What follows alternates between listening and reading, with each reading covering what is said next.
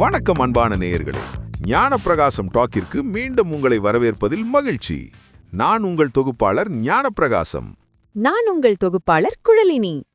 ஒரு கொடிய நச்சுத்தன்மை கொண்ட பாறைய அதாவது சில நிமிஷத்துல ஒரு மனிதனோட உயிரையே பறிக்கக்கூடிய ஒரு பாடானத்தை நீங்க உங்க கையில வச்சிருக்கீங்கன்னு கற்பனை செஞ்சுக்கோங்க. கற்பனை செய்யவே கொஞ்சம் பயமா தான் இருக்கு. ஆமா, இப்போ அத அப்படியே நெருப்புல வீசி எரிக்கிறீங்க.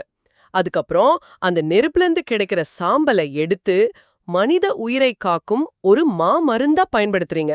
ஓ, கேட்கும் போதே இது ஏதோ ஒரு மாயாஜாலம் போலவோ அல்லது கட்டுக்கதை போலவோ தோணலாம். கண்டிப்பா. ஆனா நீங்க இத கேட்டுக்கிட்டு இருக்கிற இந்த நொடியில பல 1000 வருஷங்களுக்கு முன்பே மிக துல்லியமா எழுதப்பட்ட ஒரு வேதியியல் செயல்முறைய நாம உடைத்து பார்க்க போறோம். கற்றுக்கொள்வதில் தீராத ஆர்வம் கொண்ட உங்களுக்காகவே பிரத்யேகமாக வடிவமைக்கப்பட்ட மற்றொரு ஆழ்ந்த அலசலுக்கு வரவேற்கிறோம். ரொம்ப சுவாரஸ்யமான ஒரு தொடக்கம் இது. நன்றி. இன்று நாம் போகர் 7000 போன்ற பழங்கால சித்த மருத்துவ ஏடுகளை அடிப்படையா வச்சு அலச போகும் தலைப்பு புடம் போடுதல் என்றால் என்ன? இந்த மூல நூல்களை வாசிக்கும்போது எனக்கு தோன்றும் முதல் விஷயம் என்னன்னா, இது வெறுமனே நோய்களை தீர்க்கும் ஒரு சாதாரண மருத்துவ குறிப்பு கிடையாது. அப்புறம் வேற என்னவா இதை நீங்க பாக்குறீங்க? இது மிக உயர்ந்த ஒரு அணுக்கட்டமைப்பு வேதியியல், அதாவது ஏன்ஷியன்ட் கெமிஸ்ட்ரின்னு சொல்லலாம். அப்படி சொல்லலாம். இன்னைக்கு நாம நவீன லேப்கள்ல பல கோடி ரூபாய் மதிப்பிலான கருவிகளை கொண்டு செய்யக்கூடிய ஒரு நுட்பமான அறிவியல் மாற்றத்தை எந்த ஒரு இயந்திரமோ இல்லாம அவங்க நிகழ்த்து காட்டியிருக்காங்க. அதைத்தான் நாம இன்னைக்கு ஆழமா புரிஞ்சுக்க போறோம். ஆனா எனக்கு இப்போ ஒரு அடிப்படையான சந்தேகம் இருக்கு. சொல்லுங்க, என்ன சந்தேகம்? அதாவது மூலிகைகளை பறித்து இடிச்சு சாறு பிழிந்து அப்படியே நேரடியாகவோ அல்லது காய்ச்சியோ குடிப்பதை நாம அறிவோம். அது பாதுகாப்பானது, நமக்கு புரியுது. ஆமா, அது ஒரு சாதாரண முறை. ஆனா இந்த பாடாணங்கள் அப்படின்னு சொல்லப்படும் ஆர்சனிக் போன்ற கொடிய நச்சுத்தன்மை கொண்ட ரசாயனங்களையும் இரும்பு, தாமிரம் போன்ற கடினமான உலோகங்களையும் எப்படி மனிதர்கள் சாப்பிடுற மாத்திரையா மாத்துனாங்க? அது ஒரு மிகச்சிறந்த கேள்வி. ஏன்னா ஒரு இரும்பையோ அல்லது செம்பையோ நெருப்பிலிட்டு எரித்தா அது சூடாகும் அல்லது உருகும். அதை எப்படி நாம விழுங்க முடியும்? இது எப்படி ஒரு மருந்தா மாறும்? நீங்க கேக்குறது ரொம்ப நியாயமான ஒரு விஷயம். இரும்பு நெருப்புல காட்டுனா உருகும் அப்படிங்கிறது சாதாரண இயற்பியல் இல்லையா? ஆமா, அதுதான் எல்லாரும் அறிஞ்ச அறிவியல். ஆனா புடம் போடுதல் அப்படிங்கிறது வெறும் நெருப்ப காட்டுற வேலை கிடையாது. நீங்க அந்த பழங்கால நூல்களை கவனிச்சிங்கன்னா அவங்க அதை எவ்வளவு நேர்த்தியான ஒரு வேதியியல் மாற்றமா நிகழ்த்துறாங்க அப்படின்னு புரியும். கொஞ்சம் விளக்கமா சொல்ல முடியுமா? கண்டிப்பா. கடினமான உலோகங்களிலோ அல்லது பாறாணங்களிலோ இயற்கையாவே நச்சுத்தன்மை இருக்கும். அந்த மூலப்பொருட்களை மனித உடல் நேரடியா ஏத்துக்காது. அப்படியே ஏத்துக்கிட்டா அது ஆபத்தா முடியும். சரியா சொன்னீங்க. கல்லீரலையும் சிறுநீரகத்தையும் அது கடுமையா பாதிக்கும். இப்போ புடம் போடுவதன் மூலம் என்ன நடக்குதுன்னா, அதிக வெப்பத்தோட தொடர்ச்சியான தாக்கத்தால அந்த உலோகத்தோட அணுக்கட்டமைப்பு உடையுது. அணுக்கட்டமைப்பு உடையதா? ஆமா, அதிலுள்ள நச்சுத்தன்மை ஆவியாக்கப்பட்டு முற்றிலுமா நீக்கப்படுது. அப்படி என்றால் ஒரு தீவிரமான பேக்கிங் செயல்முறை அல்லது பழங்கால மைக்ரோவேவ் ஓவன் மாதிரி செயல்பட்டு அதோட அடிப்படை தன்மையே மாத்திராங்க அப்படின்னு சொல்றீங்க. மிகச்சரியான ஒரு ஒப்பீடு. அது மட்டும் இல்லாம அந்த உலோகம் உடைஞ்சு மனித உடல் மிக எளிதா கிரகித்துக் கொள்ளக்கூடிய நுண் மூலக்கூறுகளா மாறுது. பயோ அவைலபிள் ஃபார்ம் அப்படின்னு சொல்வாங்களே, அதுவா? எக்ஸாக்ட்லி. மருத்துவ அறிவியல்ல இதை உயிர்பொருள் ஏற்புத்தன்மை அப்படின்னு கூறுவாங்க. அதாவது இரத்த நாளங்கள் மிக எளிதா உள்வாங்கிக் கொள்ளும் அளவிற்கு அந்த கடினமான உலோகம் ஒரு மென்மையான பொடியாக மாறும். பொடியாகனா எந்த மாதிரியான பொடி? அது அல்கலைன் எனப்படும் காரத்தன்மை கொண்ட சுண்ணமாகவோ அல்லது வெண்மை நிற பற்பமாகவோ அல்லது சிவந்த நிறத்திலான செந்தூரமாகவோ உருமாறுது. வாவ், கேட்கும் போதே ரொம்ப ஆச்சரியமா இருக்கு. இது ஏதோ தற்செயலா நடக்கிற ஒரு விஷயம் இல்ல. இதற்காக அவங்க மிக துல்லியமா உருவாக்கிய செயல்முறைதான் இந்த புடம் போடுதல். ஆனா இந்த இடத்துல எனக்கு ஒரு நடைமுறை சந்தேகம் வருது. நச்சுத்தன்மை கொண்ட ஒரு கொடிய உலோகத்தையும் அதிக வெப்பத்தையும் அவங்க கையாளுறாங்க. ஆமா, எந்த ஒரு நவீன கட்டுப்பாட்டு கருவிகளும் இல்லாத அந்த காலத்துல இத திறந்த வெளியில எரியிற ஒரு விறகு நெருப்புல போட்டு எரிச்சா அது முற்றிலுமா தீந்து கரியாகி விடாதா? அல்லது அந்த நச்சு புகை காற்றில் கலந்து மத்தவங்களுக்கு ஆபத்தை ஏற்படுத்தாதா? இத அவங்க எப்படி இவ்வளவு துல்லியமாக கட்டுப்படுத்தினாங்க? ரொம்ப சுவாரஸ்யமான கேள்வி. அங்கதான் விஷயமே இருக்கு. அவங்க திறந்த வெளியில இதை எரிக்கவே மாட்டாங்க. திறந்த வெளியில எரிக்க மாட்டாங்களா? அப்புறம் எப்படி? அதுதான் சித்தர்களோட செய்முறை நுட்பம் போகர் 7000 போன்ற நூல்கள்ல இந்த செய்முறை மிக தெளிவா ஒரு மூடிய வேதியியல் உலைக்களமா, அதாவது க்ளோஸ்ட் ரியாக்டரா விளக்கப்பட்டிருக்கு. ஆ, இத கொஞ்சம் படிப்படியா விளக்க முடியுமா? கண்டிப்பா. எந்த மருந்து பொருளை புடம் போட வேண்டுமோ அதை முதல்ல எடுத்து குறிப்பிட்ட மூலிகைச் சாறுகளை விட்டு பல மணி நேரம், சில சமயங்கள்ல பல நாட்கள் விடாம நல்லா அரைப்பாங்க. பல நாட்கள் அரைப்பாங்களா? ஆமா, மூலிகையோட சாறு அந்த உலோகத்தோடு கலக்க கலக்க அது ஒரு மென்மையான மாவு பதத்துக்கு வரும். அது சிறிய வில்லைகளா, அதாவது நம்ம தட்டுற சிறு தட்டைகளா தட்டிக்கிட்டு நிழல்ல நல்லா காய வைப்பாங்க.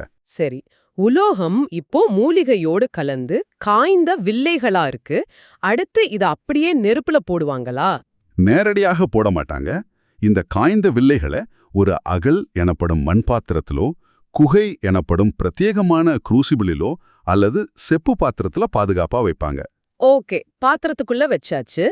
அதுக்கு மேல இன்னொரு பாத்திரத்தை மூடிய வைப்பாங்க.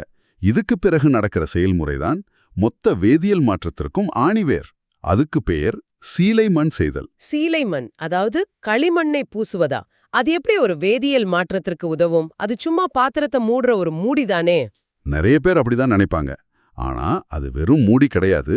அந்த பாத்திரங்களோட விளிம்புகளை மூடி களிமண் பூசிய பருத்தி துணியால காற்று புகாதவாறு பல சுற்றுகள் இறுக்கமா சுட்டுவாங்க. ஓ, காற்று புகாதவாறு அடைப்பாங்களா?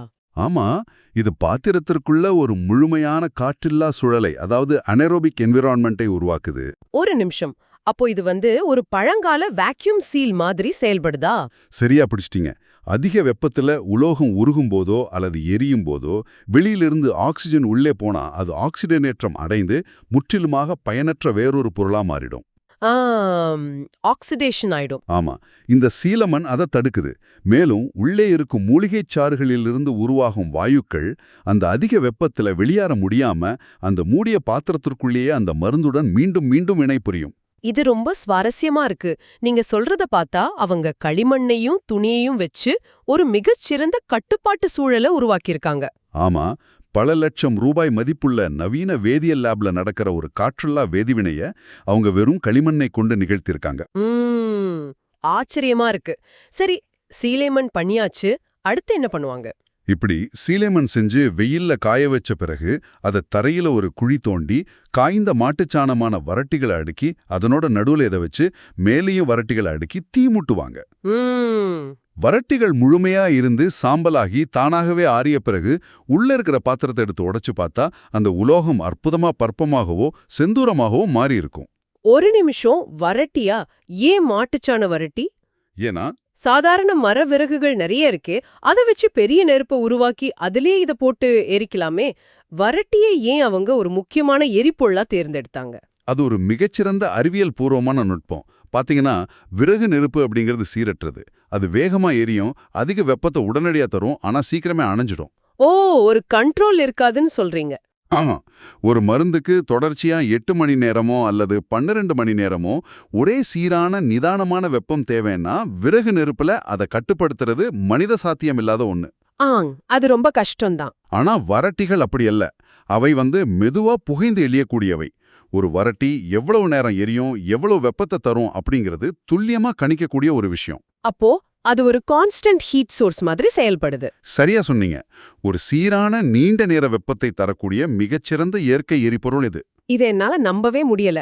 வரட்டி அப்படிங்கிறது வெறுமனே ஒரு எரிபொருள் கிடையாது, அது ஒரு துல்லியமான வெப்ப கட்டுப்பாட்டு கருவியா பயன்படுத்தப்பட்டிருக்கு. ஆமா, களிமண்ணும் வரட்டியும் ஒரு அதிநவீன மருத்துவ கருவியா எப்படி மாறுதுன்னு பாருங்க. இது அற்புதம். ஆனா எனக்கு இப்போ இன்னொரு பெரிய கேள்வி வருது. கேளுங்க. சீமண் செங்கல் இங்க வெட்டுறது சரி, ஆனா ஒரு குறிப்பிட்ட மூலிகைக்கு குறைந்த வெப்பம் தேவைப்படலாம். இன்னொரு கடினமான உலோகத்தை உருக்கி செந்தூரமா மாற்ற மிக அதிக வெப்பம் தேவைப்படலாம் இல்லையா? கண்டிப்பா, ஒவ்வொரு பொருளுக்கும் வெப்ப அளவு மாறும். அப்போ டிஜிட்டல் மீட்டர் மாதிரியான நவீன வெப்ப அளவீட்டு கருவிகள் இல்லாத அந்த காலத்துல எந்த மருந்துக்கு எவ்வளவு வெப்பம் அப்படிங்கறத எப்படி துல்லியமாக கட்டுப்படுத்தினாங்க? இந்த இடத்துல தான் சித்தர்களோட நுண்ணறிவு அதோட உச்சத்தை தொடுதுன்னு சொல்லணும். இந்த வெப்ப அளவீட்டை தான் அவங்க புடத்தின் வகைகள் அப்படின்னு பிரிச்சாங்க. ஓ, அதான் புடத்தின் வகைகளா? ஆமா, பயன்படுத்தப்படும் வரட்டிகளோட எண்ணிக்கை மற்றும் அந்த வரட்டிகளை அடுக்க தோண்டப்படும் குழியோட அளவை பொறுத்து உருவாக்கப்படும் வெப்பத்தின் அளவே புடங்களை வகைப்படுத்துது. நீங்க கொடுத்த மூலநூலான போகர் 7000ல பல வகையான புடங்கள் மிக துல்லியமா குறிப்பிடப்பட்டிருக்கு. குழியோட அளவும் வரட்டிகளோட எண்ணிக்கையுமா? இது எப்படி ஒரு துல்லியமான அளவீடா இருக்க முடியும்? கொஞ்சம் விளக்கமா சொல்ல முடியுமா? நிச்சயமா. உதாரணத்துக்கு குக்குடப் புடம் அப்படின்னு ஒன்று அந்த நூல்ல சொல்லப்பட்டிருக்கு. நூலோட 28ஆம் பாடலுக்கான குறிப்புரையில இது மிக தெளிவா விளக்கப்பட்டிருக்கு. குக்குடப்புடம்னா என்ன? குக்குடம் அப்படின்னா கோழின்னு அர்த்தம். ஒரு கோழி முட்டையிடுவதற்காக தரையில தோண்டும் குழியோட அளவு எவ்வளோ இருக்குமோ அந்த அளவுக்கு குழி தோண்டி அதுல சரியா 10 வரட்டிகளை கொண்டு போடப்படும் புடம் இது. ஓ, 10 வரட்டிகள். ஆமா, இது ஒரு குறிப்பிட்ட அளவு மிதமான வெப்பத்தை குறிப்பிட்ட மணி நேரத்துக்கு ரொம்ப சரியா தரும். ஒரு நிமிஷம் குக்குடம், அதாவது கோழி, இத கொஞ்சம் உற்று நோக்குனா எனக்கு மிகப்பெரிய ஆச்சரியமா இருக்கு. என்ன ஆச்சரியம்? குறிப்பிட்ட எண்ணிக்கையிலான வரட்டிகளையும் ஒரு ஸ்டாண்டர்ட் மெட்ரிக் சிஸ்டம் மாதிரி பயன்படுத்தியிருக்காங்க. ஆமா, அது ஒரு தரப்படுத்தப்பட்ட அளவீட்டு முறைதான். எனக்கு இவ்வளவு குறிப்பிட்ட சென்டிகிரேட் வெப்பம் வேணும் அப்படின்னு அவங்க எண்களை கொண்டு சொல்லல. அதுக்கு பதிலா கோழிக்குழி அளவு தோண்டி 10 வரட்டி வை அப்படின்னு ஒரு மாற்ற முடியாத ஃபார்முலாவை உருவாக்கியிருக்காங்க. இதை நாம இன்னும் சற்று ஆழமா பார்க்கணும். இந்த தொலைநோக்கு பார்வைக்கு காரணம் என்ன தெரியுமா? சொல்லுங்க. ஒரு அறிவியல் உண்மைய பல 1000 ஆண்டுகள் அழியாம அடுத்தடுத்த தலைமுறைகளுக்கு கடத்தணும்னா அதுக்கு இயற்கையோட இயைந்த மொழியை பயன்படுத்துறது தான் ஒரே வழின்னு அவங்க உறுதியா நம்பினாங்க. வாவ், ரொம்ப ஆழமான சிந்தனை இது. ஆமா, நவீன அறிவியல் மொழியில இத்தனை டிகிரி வெப்பம் அப்படின்னோ அல்லது வேற ஏதேனும் எண்கள்லயே அவங்க ஒருவேளை எழுதி வச்சிருந்தா காலப்போக்குல அந்த அளவீடு முறைகள் அழியும் போது அந்த அறிவியலும் சேர்ந்தே அழிஞ்சிருக்கும். நீங்க சொல்றது 100க்கு 100 உண்மை. ஏன்னா 40 வருஷங்களுக்கு முன்பிருந்த பல அளவீட்டு கருவிகளே இன்னைக்கு நம்மிடம் புழக்கத்துல இல்ல. சரியா சொன்னீங்க. ஆனா 10 வரட்டி அடுக்கும் அளவு கோழிக்குழி அப்படின்னு சொன்னா இன்னும் பல நூற்றாண்டுகள் கழித்து வர ஒரு சாதாரண பாமரனுக்கும் காட்டில் வாழும் ஒரு மனிதனுக்கு கூட அந்த அறிவியல் எந்த பிழையும் இன்றி சென்றடையும். இயற்கையும் பறவைகளும் இருக்கிற வரைக்கும் இது அழியாது. கண்டிப்பா. இயற்கையும் விலங்குகளும் இருக்கும் வரை சித்தர்களோட இந்த வெப்ப அளவீட்டு ஃபார்முலா அழியவே அழியாது. இதனாலதான் போகர் 7000 நூல்ல மற்ற புடங்களும் இதே மாதிரி குறிப்பிடப்பட்டிருக்கு. ஓ, வேற என்னென்ன புடங்கள் பத்தி சொல்லிருக்காங்க? மென்மையான பொருட்களுக்கு மிக குறைந்த வெப்பம் தரக்கூடிய சிறு புடம், நடுத்தரமான வெப்பம் தேவைப்படும் மருந்துகளுக்கு கௌதாரி பறவையோட கூட்டை போன்ற குழி அமைத்து போடப்படும் கௌதாரி புடம். கௌதாரி புடம் பேரே ரொம்ப அழகா இருக்கே. ஆமா, அது மட்டுமில்லாம கடினமான உலோகங்களை உடைக்க அதிக அளவு வரட்டிகளை கொண்டு ஒரு பெரிய குழியில எரிக்கப்படும் பெரும் புடம் என பல வகைகள் இருக்கு. இதுக்கெல்லாம் பாடல் வரிகள் ஏதோ இருக்கா? இருக்கு. கலைப்பாக கௌதாரி புடமே போடு அப்படின்னும் பெரும் புடமாய் போட்டெடுக்கச் சுண்ணமாகும் அப்படின்னும் போகர் மிக சாதாரணமா பாடிச் செல்றார். ஆனா அந்த வரிகளுக்கு பின்னால் ஒரு துல்லியமான வெப்ப இயக்கவியல் அறிவியல் ஒளிஞ்சிருக்கு. நீங்க சொல்றது கேட்கும்போது அவங்களோட அறிவாற்றலை எண்ணி உண்மையிலே சிலிர்ப்பா இருக்கு. ஒரு பாடல்ல வர கௌதாரி புடம் அல்லது பெரும் புடம் அப்படிங்கிற வார்த்தைகள் வெறும் கவிதை நயத்திற்காக எழுதப்பட்டவை கிடையாது. ஆமா, அது வெறும் கவிதை அல்ல. அவை மிக துல்லியமான வேதியியல் சூத்திரங்கள் அப்படிங்கிறது இப்போ ரொம்ப தெளிவா புரியுது. சரி, நாம இப்போ இந்த அற்புதமான விவாதத்தோட இறுதி பகுதிக்கு வந்துட்டோம். நேரம் போனதே தெரியல. ஆமா, செப்பு பாத்திரம், களிமண் மற்றும் மாட்டுச்சாணம் அப்படிங்கிற மிக சாதாரணமான நம் கண்முன்னே அன்றாடம் கிடைக்கிற பொருட்களை கொண்டு ஒரு முழுமையான கட்டுப்பாட்டுச் சூழலை அவங்க உருவாக்கியிருக்காங்க. செஞ்சு காட்டியிருக்காங்க. கடினமான உலோகங்களையும் கொடிய நச்சுக்களையும் உயிர்காக்கும் மாமருந்த மாற்றிய புடம் போதுதல் அப்படிங்கிற வேதியியல் விந்தைய நாம இன்னைக்கு முழுமையா புரிஞ்சுக்கிட்டோம். ஆமா, எந்தவித நவீன இயந்திரங்களோட துணையும் இன்றி இயற்கையோடு இயந்த ஒரு அதிநவீன தொழில்நுட்பம் இது அப்படிங்கறத நம்ம மறுக்கவே முடியாது. இதை செடிமதுட்டு கொண்டிருக்கும் உங்களுக்கு நான் ஒன்றை மட்டும் கூற விரும்புறேன். அடுத்த முறை நீங்க ஏதேனும் ஒரு உடல்நலக் குறைவிற்காக ஒரு நவீன மாத்திரையை எடுத்துக்கும்போது அதை போன்றே ஒரு துல்லியமான மருந்த அவங்க எப்படி உருவாக்குனாங்கன்னு யோசிச்சு பாருங்க. கண்டிப்பா. எந்தவித நவீன கருவிகளும் இன்றி, மின்சாரம் இன்றி, வெறும் நெருப்பையும் மண்ணையும் பறவைகளோட கூடுகளையும் மட்டுமே வச்சு மிக சரியா அளவிட்ட நாம் பழங்கால சித்தர்களோட அறிவாற்றல ஒரு கணம் நினைச்சு பாருங்க. ஒரு சாதாரண களிமண்ணுக்குள் நடந்த அந்த வேதியியல் மாயத்தை நினைத்து பாருங்க. இதை ஒட்டி உங்களுக்கான ஒரு சிந்தனையும் நான் முன்வைக்க விரும்புறேன். சொல்லுங்க. இயற்கையான குழி அளவுகளையும் சில வறட்டிகளையும் மட்டுமே வச்சுக்கிட்டு அணுவளவிலான வேதியியல் மாற்றங்களை சித்தர்களால மிக சாதாரணமா நிகழ்த்த முடிஞ்சதுன்னா ஒரு நிமிஷம் யோசிச்சு பாருங்க. நம்முடைய பழங்கால பாடல் வரிகளுக்குள்ள இன்னும் எத்தனையோ நவீன குவாண்டம் அறிவியல் உண்மைகள் நாம புரிஞ்சிக்க தவறிய மிகச் சாதாரண வார்த்தைகளுக்குள்ள ஒளிஞ்சுகிட்டு இருக்கலாம் இல்லையா? வாவ், ஆமா. கோழி குழிக்குள்ளும் கௌதாரி குழிக்குள்ளும் ஒரு மிகச்சிறந்த வெப்ப இயக்கவியல் தத்துவம் ஒளிந்திருந்ததைப் போல அவங்க பயன்படுத்திய வேறு எந்த எளிய வார்த்தைகளுக்குள்ள என்னென்ன பிரபஞ்ச ரகசியங்கள் புதைந்து கிடக்கின்றனவோ. இது உண்மையிலேயே நம்மை உறங்க விடாம சிந்திக்கத் தூண்டும் ஒரு மிகச்சிறந்த கேள்வி.